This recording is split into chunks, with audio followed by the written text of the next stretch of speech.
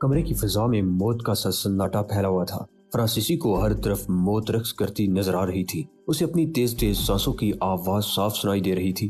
جو ہی امریکی بے جان ہو کر اس کے سامنے گرا، وہ ایک دم ہوش میں آ گیا۔ اس نے ایک نظر اپنے ساتھیوں پر ڈالی۔ اس کا روسی ساتھی جو چند منٹ قبل اسے بحث میں مصروف تھا، اب تڑپتے تڑپتے ساکت ہو چکا تھا، جبکہ اس کا دوسرا ساتھی تڑپے بغیر ہی موت کی تمام منازل طے کر چکا تھا۔ اسے ٹائیگر کی صورت میں موت اپنی طرف بڑھتی ہوئی محسوس ہوئی۔ وہ ایک جھٹکے سے اٹھا اور تیزی سے بیرونی دروازے کی طرف دوڑا، لیکن راہ میں ٹائیگر کا وجود کسی چٹان کی طرح حائل تھا۔ اس نے بڑے زور سے ٹائیگر کے سینے پر ٹکر ماری۔ اس کا خیال تھا کہ ٹائیگر لڑکھڑا جائے گا اور اس طرح اسے دروازے تک پہنچنے کا موقع مل جائے گا، لیکن جب وہ ٹائیگر سے ٹکرایا، جیسے وہ انسان نہیں کوئی آہنی دیوار ہو، اور اس دیوار سے ٹکرانے کے باعث اس کے اندر کچھ ٹوٹ پھوٹ ہو گئی ہو، وہ ایک لمحے کے لیے لڑکھڑایا اور پھر ٹائیگر کے کندھے کا سہارا لے کر سنبھل گیا۔ اس کا جسم خزاں رسیدہ پتے کی مانند لرز رہا تھا اور چہرے سے دہشت اس طرح ٹپک رہی تھی جیسے اس نے کوئی انتہائی خوفناک منظر دیکھ لیا ہو۔ اس نے پھٹی پھٹی آنکھوں سے ٹائیگر کی طرف دیکھا، جس کی آنکھوں میں سرد مہری تھی۔ اگر ٹائیگر کے چہرے پر نقاب نہ ہوتی تو شاید وہ اس کے ہونٹوں پر کھیلتی وہ شفاف مسکراہٹ بھی دیکھ لیتا جو مد مقابل کا پتا پانی کرنے کے لیے کافی ہوتی ہے۔ ٹائیگر نے اسے لڑکھڑاتے دیکھا تو اسے سہارا دے کر دوبارہ کرسی پر بٹھا دیا۔ ہاں، اب بتاؤ میزائل کہاں نصب ہیں؟ اس نے روح کو منجمد کر دینے والی سرد آواز میں پوچھا، لیکن فرانسیسی صرف خشک ہونٹوں پر زبان پھیر کر رہ گیا۔ اس کی نگاہیں اپنے ساتھیوں کے بے جان جسموں پر جمی ہوئی تھی۔ ٹائیگر نے اس کی حالت کا جائزہ لیتے ہوئے میز پر رکھی بوتل سے وسکی گلاس میں اڑیلی اور گلاس اٹھا کر فرانسیسی کے ہاتھوں میں تھما دیا۔ فرانسیسی نے پورا گلاس ایک ہی سانس میں حلق میں اڑیل لیا اور آنکھیں بند کر کے لمبی لمبی سانسیں لینے لگا۔ رفتہ رفتہ اس کے چہرے کے تاثرات اعتدال پر آنے لگے۔ کچھ ہی دیر کے بعد اس نے آنکھیں کھول دی۔ اب وہ اپنے مردہ ساتھیوں کی طرف دیکھنے سے گریز کر رہا تھا۔ میزائل ابھی نصب نہیں کیے گئے، بلکہ وہ تیاری کے انتہائی آخری مراحل میں ہے۔ البتہ چند دنوں میں نہ صرف تیار ہو جائیں گے بلکہ انہیں استعمال بھی کیا جائے گا۔ اس نے بڑے مدھم لہجے میں کہا، یہ کس کے خلاف استعمال ہوں گے؟ ٹائیگر نے اس بار کافی نرم لہجے میں پوچھا۔ معلوم نہیں، البتہ اس کی مار نہ صرف امریکہ بلکہ روس تک ہوگی۔ ٹائیگر نے سوچتے ہوئے کہا، اسے بے ضرر بنانے کا کوئی طریقہ بھی ضرور ہوگا۔ ٹائیگر نے اسے سوالیہ نگاہوں سے دیکھتے ہوئے پوچھا۔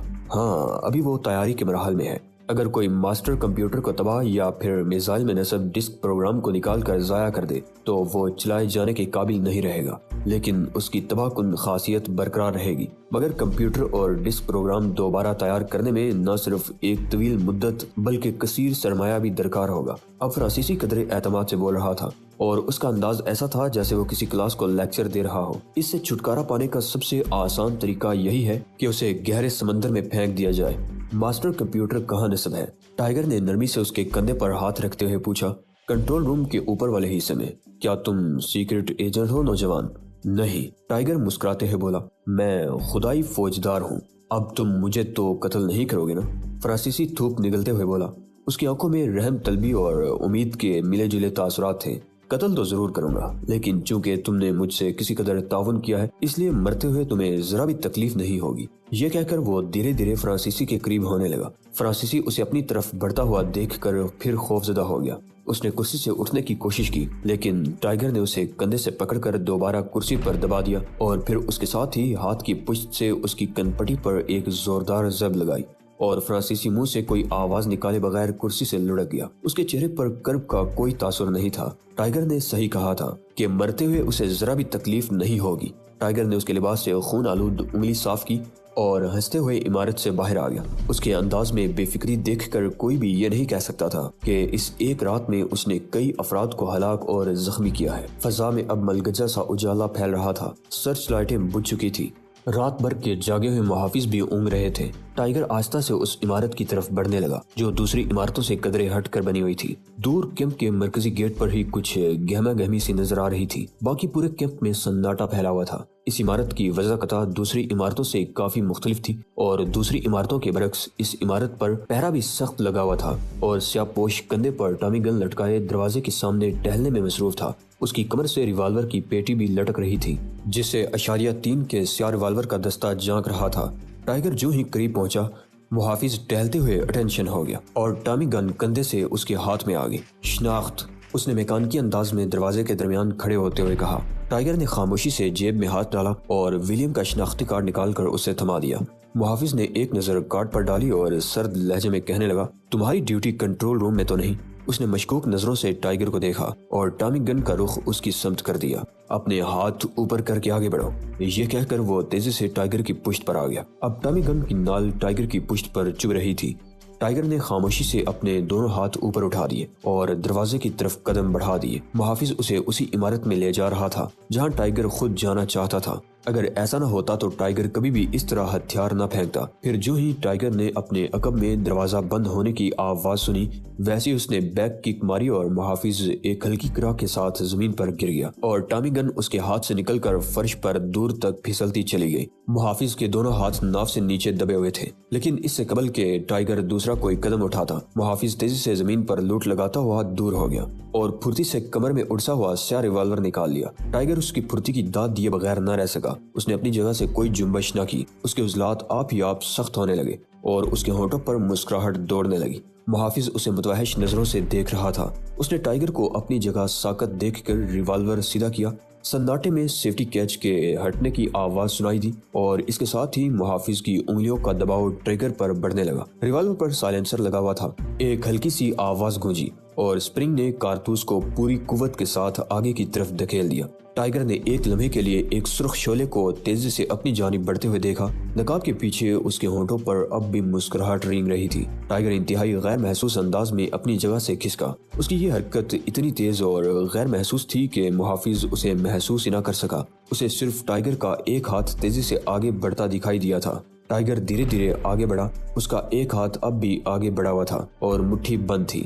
محافظ فرط حیرت سے بت بنا اس کی بند مٹھی کو اس طرح تک رہا تھا جیسے اس میں ہزاروں آثار بند ہوں۔ ٹائیگر اس کے سر پر پہنچ کر رک گیا۔ اس نے رفتہ رفتہ بند مٹھی کھول کر الٹ دی اور پھر جو کچھ محافظ کی آنکھوں نے دیکھا وہ منظر اس نے اس سے قبل کبھی نہ دیکھا تھا اور شاید آئندہ بھی نہیں دیکھ سکتا تھا، کیونکہ مٹھی الٹنے کے ساتھ ہی ٹائیگر نے اپنے دائیں پیر سے اس کی گردن پر ایک زوردار ٹھوکر رسید کی تو گردن ٹوٹنے کی آواز محافظ کے دیوار سے ٹکرانے کی آواز میں جذب ہو کر معدوم ہو گئی اور دیوار کے سہارے پھسلتا ہوا دوبارہ فرش پر پھیل گیا اور ٹائیگر کی مٹھی سے نکلنے والی اس کے ریوالور کی گولی اس کی گود سے پھسل کر فرش پر دور تک لڑکتی ہوئی چلی گئی۔ دفعتاً ٹائیگر کی سماعت سے کئی قدموں کی آواز ٹکرائی جو لمحہ لمحہ قریب سے قریب تر آتی جا رہی تھی۔ ٹائیگر نے پلٹ کر دیکھا اور راہداری کے کونے سے اچانک ہی 3 سیاہ پوش نمودار ہوئے اور ٹائیگر پر نظر پڑتے ہی وہ ٹھٹک گئے۔ ان کے ہاتھ تیزی سے اپنی اپنی ٹامی گنوں کی طرف بڑھے۔ اس کے ساتھ ہی ٹائیگر کے عضلات سخت ہونا شروع ہو گئے۔ اے خدا کی برگزیدہ قوم کے نوجوانوں،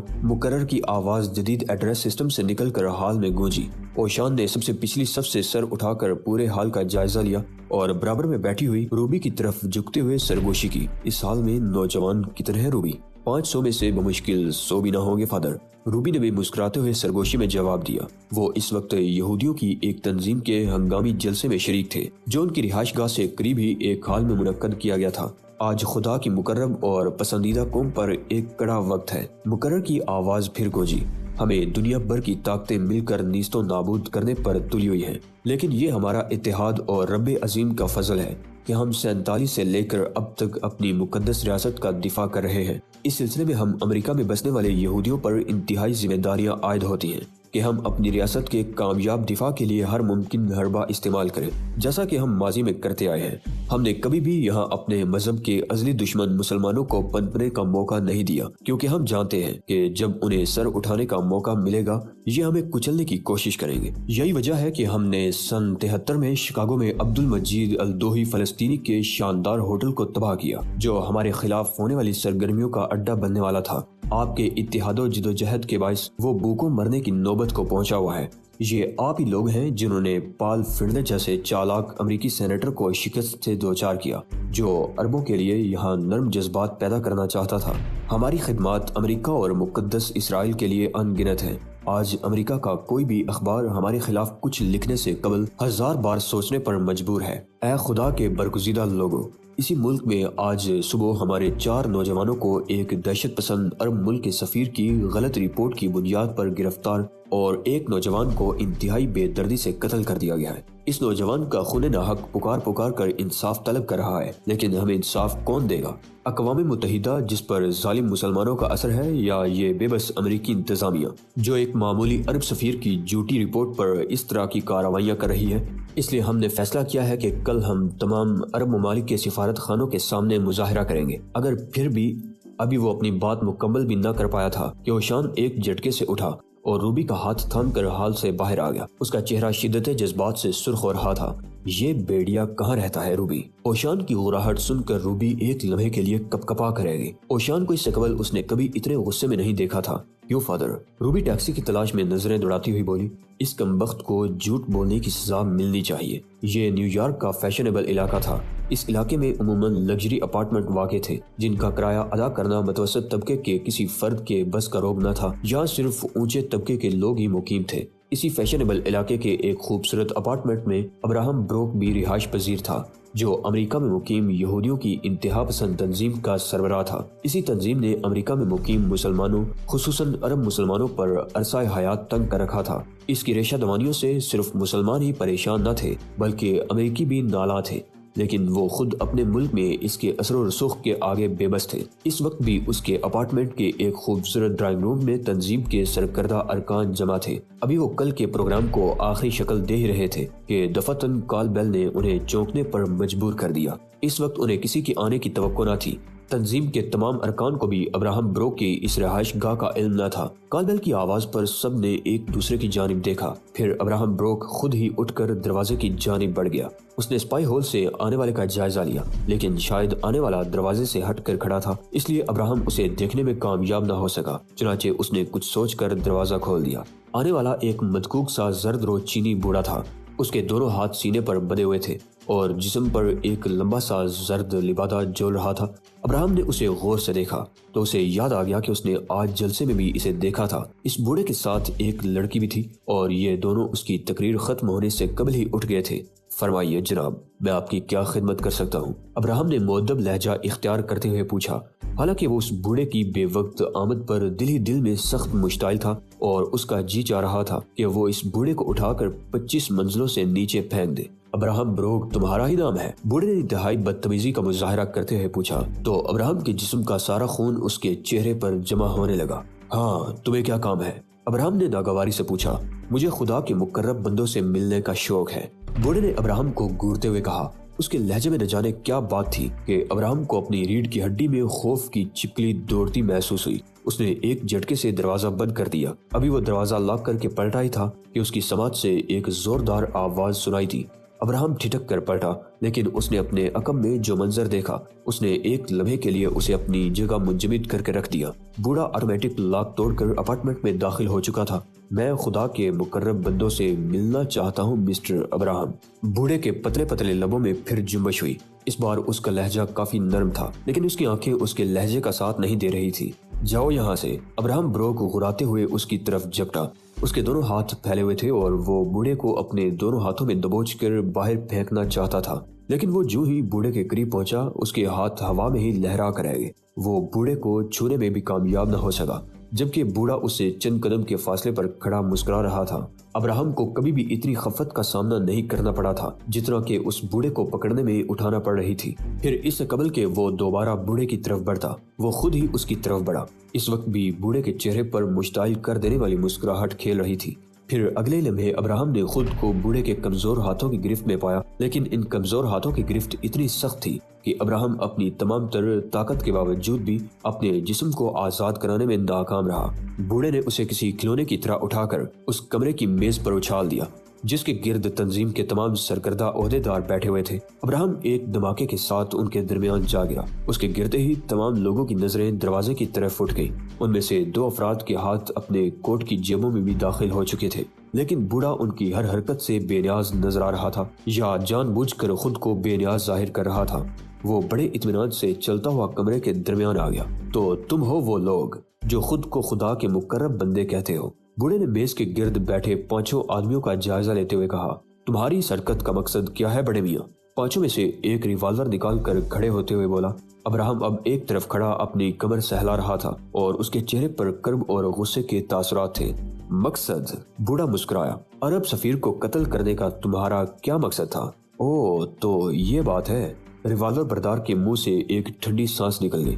उसने इस्तफहामिया निगाहों से अब्राहम की तरफ देखा, जो अब खुशूनत भरी निगाहों से बूढ़े को घूर रहा था। इसे गोली मार दो आइजिक, ये मुसलमानों का एजेंट है। अब्राहम ने चिल्लाकर रिवॉल्वर बरदार को हुक्म दिया और इसके साथ ही वो खुद भी उसकी तरफ दोबारा झपटा। बूढ़ा उसी इत्मीनान के साथ खड़ा रहा। फिर जैसे ही आइजिक ने रिवॉल्वर का सेफ्टी कैच हटाया, उसकी कमर पर कयामत टूट पड़ी और फजा में उसकी रीढ़ की हड्डी टूटने की हल्की सी आवाज गूंजी और वो रिवॉल्वर चलाने की हसरत दिल में लिए कालीन पर औंधा गिर गया। बूढ़े ने इतनी तेजी से हरकत की थी कि एक लम्हे के लिए सब के सब बूझ के रह गए थे।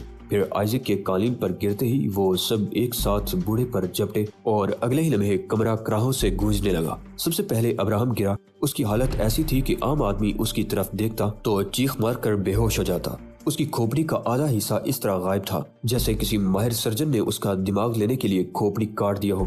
दूसरे नंबर पर गिरने वाला माइकल था। उसके सीने के दाईं जानिब से खून रिस रहा था। बूढ़े की इंगिश्ते शहादत ने किसी खंजर की तरह उसके सीने में से गुजरकर दिल में सुराख कर दिया था। माइकल को सिर्फ हल्की सी तकलीफ का एहसास हुआ था, लेकिन उसका जहन इस बात को समझने से कासिर था कि उसकी आंखों के आगे अंधेरा क्यों छा रहा है और उसका सर क्यों चकरा रहा है। लेकिन जब उसकी निगाह अपने सीने पर खून उगलते सुराख पर पड़ी तो दहशत की एक सर्द लहर सी उसके रगो पैर में दौड़ गई और उसे अपनी टांगे बेजान महसूस होने लगी। उसने बमुश्किल आंखें खोलकर बूढ़े की तरफ देखा, जिसके चेहरे पर अब भी मुस्कुराहट खेल रही थी। फिर उसे यूं महसूस हुआ जैसे बूढ़े का चेहरा तेजी से उसके करीब आ रहा है। उसने आंखें बंद कर ली और आगे की जानिब झुकता चला गया। उसकी समात से टकराने वाली आखिरी आवाज खुद उसके कालीन पर गिरने से पैदा होने वाला हल्का सा धमाका था। इसके साथ ही उसका जहन हर एहसास से आरी हो गया। बकिया चार सहूनी अपने दोनों साथियों का अंजाम देखकर अब दूर हट गए थे।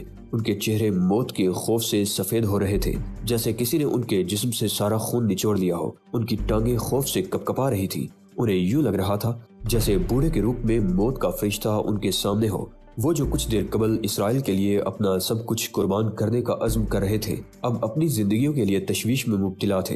हाँ तो दोस्तों, बूढ़ा एक कुर्सी के हत्थे से रुमाल निकालकर अपनी खून आलूद उंगली पूंछते हुए नरम लहजे में बोला, तो तुम खुदा के मुकर्रब बंदे हो। चारों के सर तेजी से नफी में हिलने लगे। लेकिन सुबह तो तुम लोग यही कह रहे थे। बूढ़े ने मसनूई हैरत से कहा, अब खुद ही तरदीद कर रहे हो। खुदा के लिए हमें जाने दो। हम एक हकलाते हुए बोला, अच्छा लेकिन तुम कहाँ जाओगे? इसराइल? नहीं, मैं तुम्हें इस बात की इजाजत नहीं दे सकता। बूढ़े ने नफी में सर हिलाते हुए सर्द आवाज में कहा और इसके साथ ही तेजी से आगे बढ़ते हुए एक को घुटने से जरा पीछे स्टेप किक लगाई। कमरे की फजा में एक दिलखराश चीख गूंजी और मजरूब लड़खड़ा कर गिर गया। बूढ़े की ठोकर ने उसकी टांग की हड्डी को दो हिस्सों में तकसीम कर दिया था। उसके तीनों साथियों ने एक साथ भागने की कोशिश की। उनकी ये हरकत इतनी अंधाधुंध थी कि वो बजाय दरवाजे की तरफ जाने के बालकोनी की तरफ दौड़े थे। मौत की दहशत ने उनकी सोचने समझने की सलाहियत भी सलब कर ली थी और उन्होंने अंजाम से बेपरवाह होकर 25 मंजिला बुलंद बालकोनी से नीचे सड़क पर छलांग लगा दी थी। लेकिन छलांग लगाने के साथ ही उन्हें अपनी अहमकाना हरकत का एहसास हुआ, लेकिन अब उन्हें देर हो चुकी थी। जमीन की कशिश उन्हें इतनी तेजी से अपनी जानिब खींच रही थी और फिर सेकंड के 1000वें हिस्से में फजा में बहुत सी चीखें और ब्रेक लगने की चुरचुराहट गूंजी।